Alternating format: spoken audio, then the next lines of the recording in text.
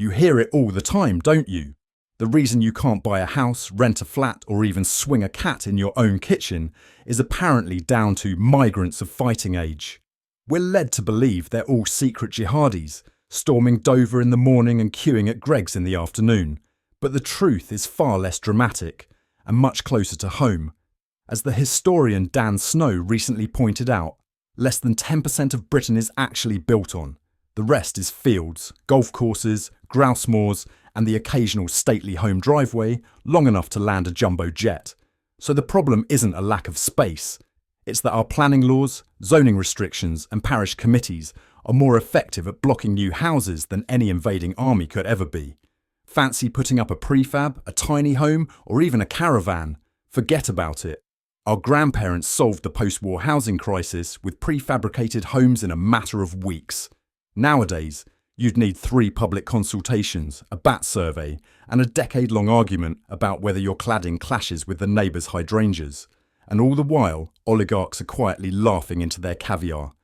They've squirreled away billions in tax havens, but they're absolutely delighted when the papers persuade us that the real enemy is someone called Abdul from Aleppo. It's the oldest magician's trick in the book, misdirection. Don't look at the offshore bank account, look at the small boat in the channel. Don't question the billionaire landlord class, blame the migrant family of 4, and we fall for it, hook, line and sinker. We rant about migrants, all while ignoring the fact that our own rules are what make housing so unaffordable. We get into furious online rows about flags, as if flying a St. George's cross will somehow magic up enough affordable homes for our children. The truth is this: migrants didn't break Britain's housing market.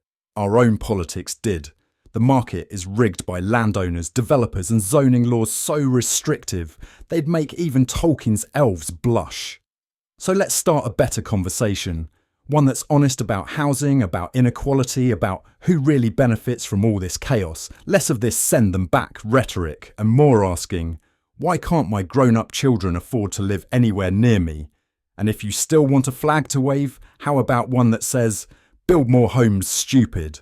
And there's a problem with this build more houses thing too. Planning approvals hit 13-year low. Here's a story from one person. It seems to me that people are just obsessed with opposing any new construction. Literally any. It's like a principle. Build something? No, not on your life. Our own experience is a perfect example.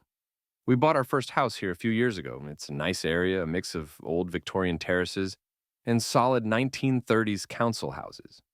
It's very hilly with green belts and trees between the streets. So, my father-in-law, you simply cannot imagine a more typical Tory to the core.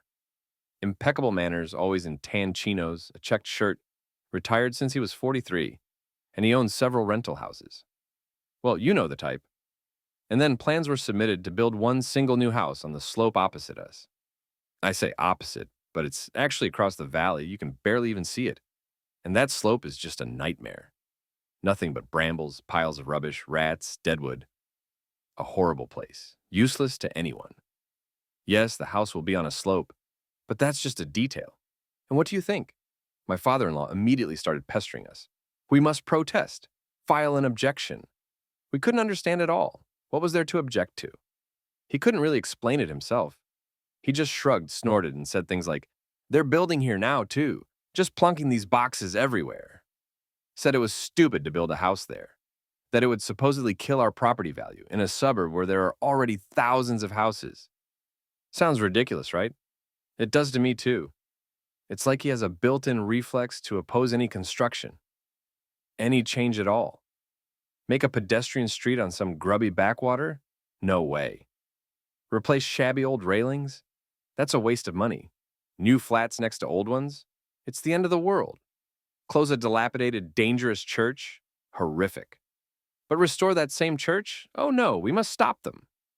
So the principle is simple. Whatever is proposed, the answer is no.